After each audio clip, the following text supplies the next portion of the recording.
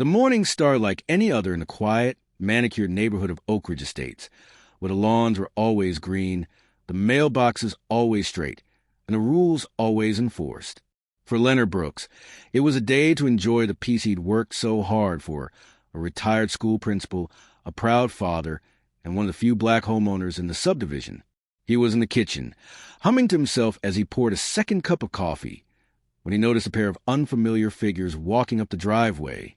They wore black uniforms with HOA security stitched across the back, but something about their swagger and the way they glanced around made Leonard uneasy. As the two men, one tall and wiry and the other stocky and red-faced, stopped at the front door and knocked hard and fast, as if they owned the place, he placed his mug down and moved to the window. Leonard's heart thudded. He'd heard stories about the HOA board's new tactics, about how they'd started sending security to enforce the most trivial rules, but he'd never expected them to show up at his door. He took a breath, straightened his shoulders, and opened the door just a crack. "Can I help you?" he asked, keeping his voice calm.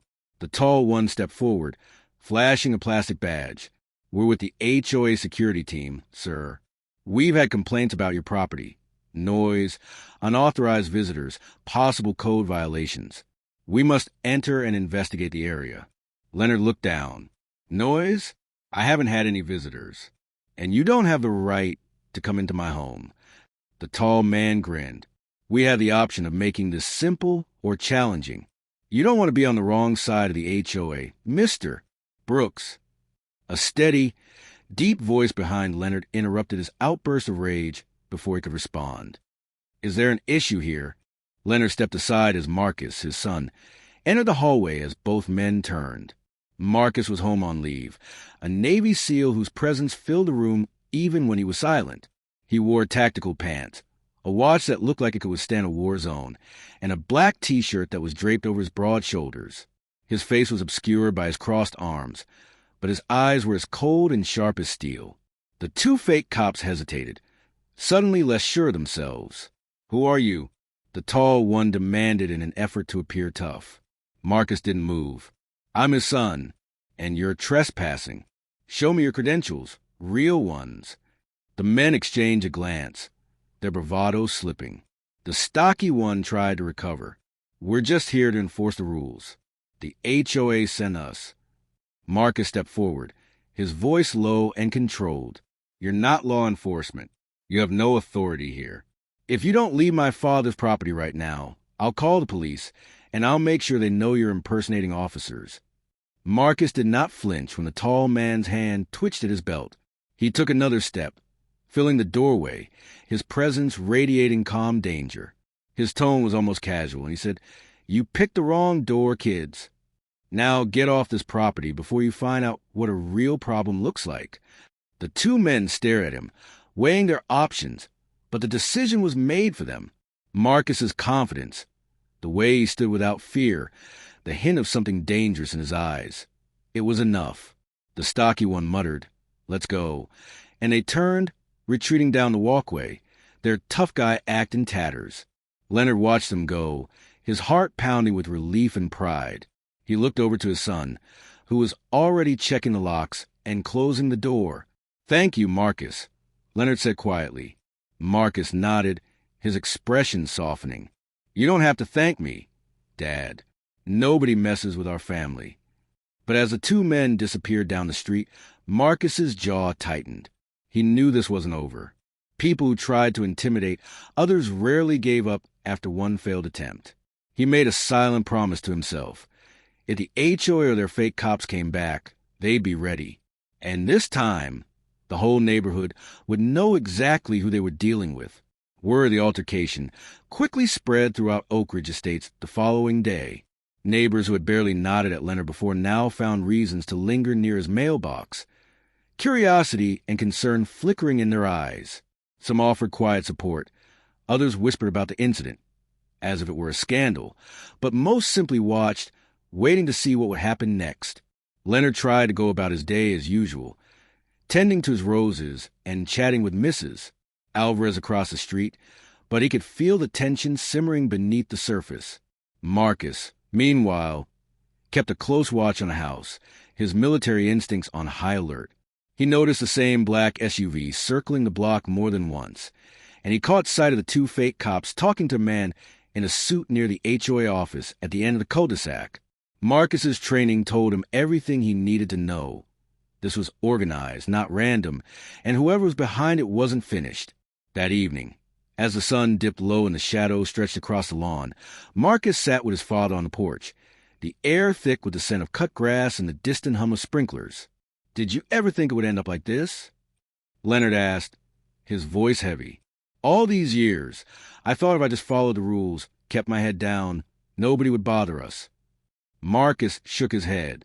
"Bullies always find a reason, Dad. Sometimes the rules are just an excuse." Leonard sighed. Looking out at the street he'd called home for over a decade. "I just wanted a quiet life. A safe place for you to come home to." Marcus put a hand on his father's shoulder. "You gave me that, and now it's my turn to protect you." As darkness fell, Marcus made a few calls of his own. He reached out to a friend in the local police department, explained the situation, and shared the details of the fake cops' visit. His friend promised to look into it, to see if there had been other complaints or similar incidents in the area. Marcus also contacted a lawyer, wanting to know exactly what rights his father had and how best to document any further harassment. The next morning, a letter arrived from the HOA, printed on heavy paper and filled with legal jargon. It accused Leonard of multiple violations, unapproved garden decorations, a supposed noise complaint, and failure to cooperate with HOA security. The letter threatened fines, legal action, and even the possibility of foreclosure if the issues weren't resolved. Marcus took the letter and scanned it, his jaw set, while Leonard's hands shook as he read it. "This is intimidation. Plain and simple," he said. "They're trying to scare you into submission." Leonard nodded, his face pale but resolute. "I'm not backing down. Not this time." With gleaming pride in his eyes, Marcus grinned. "That's what I wanted to hear." Together, they drafted a response, denying the allegations and demanding proof of every claim. Marcus included a warning. Any further attempt at harassment would be met with legal action and a call to the authorities.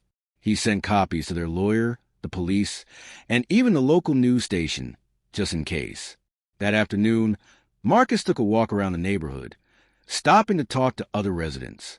He listened as people shared their own stories, about fines for leaving a trash can out too long, about threats for minor landscaping changes, about the fear that crept into their lives since the new HOA board took over.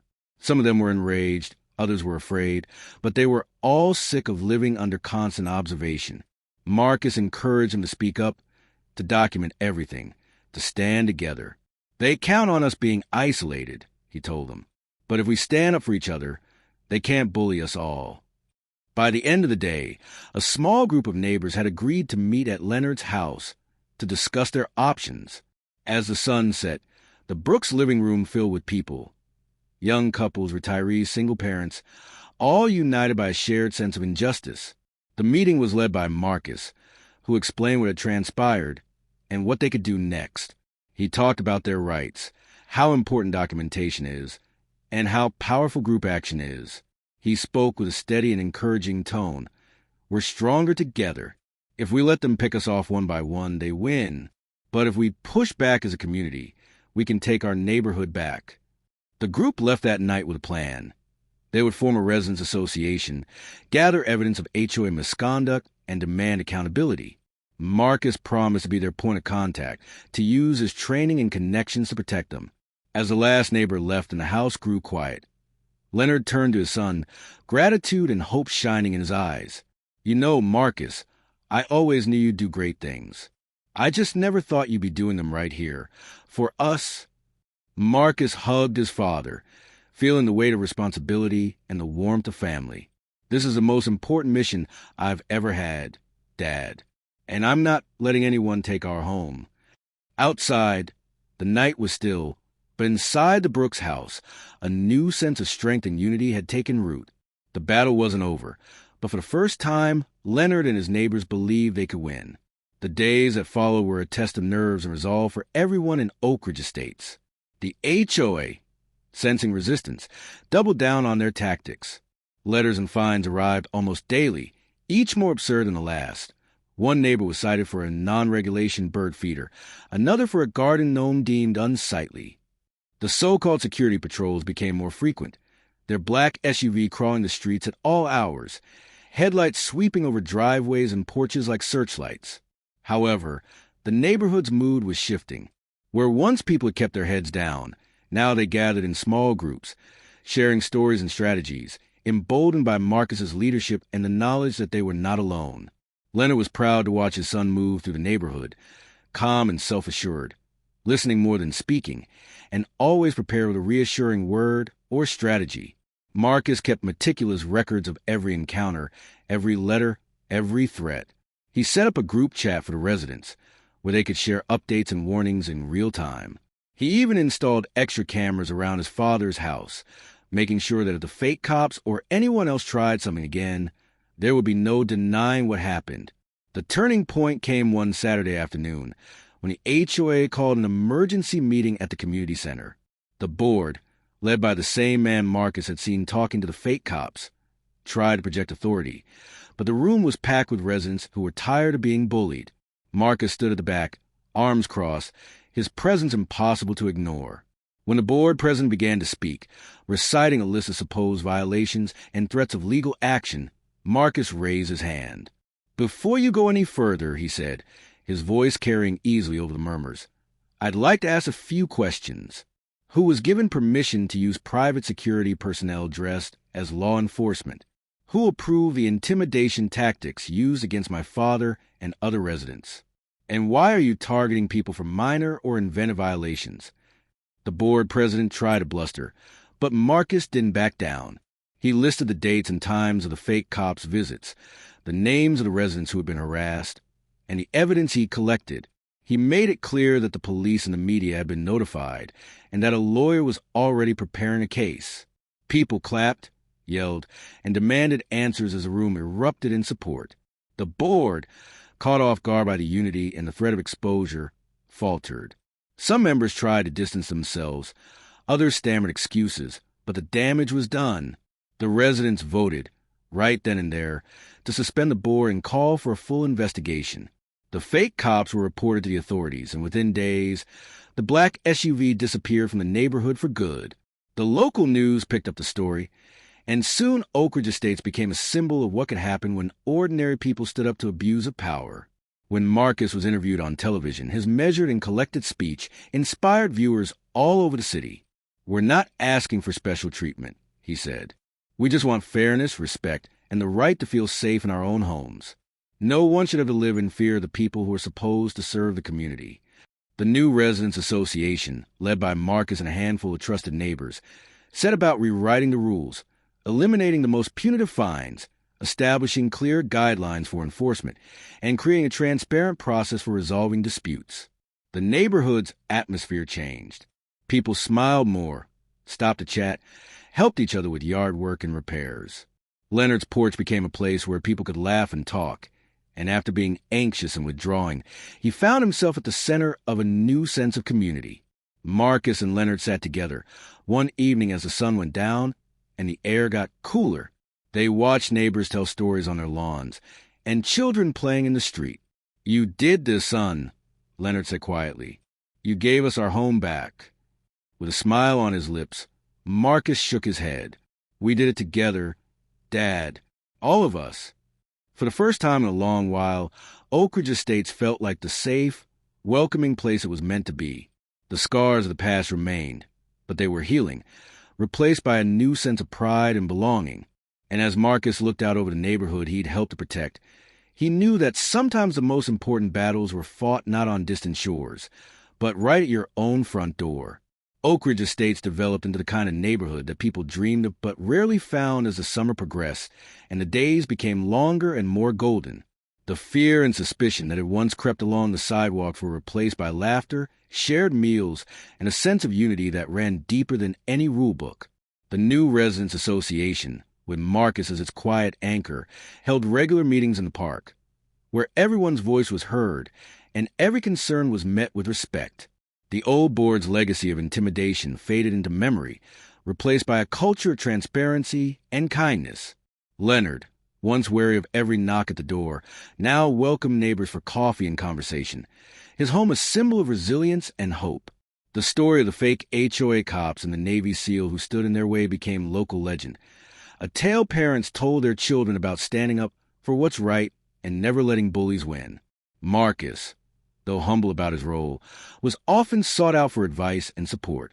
He helped organize neighborhood watch groups, taught self-defense classes in the community center, and made sure every resident knew their rights.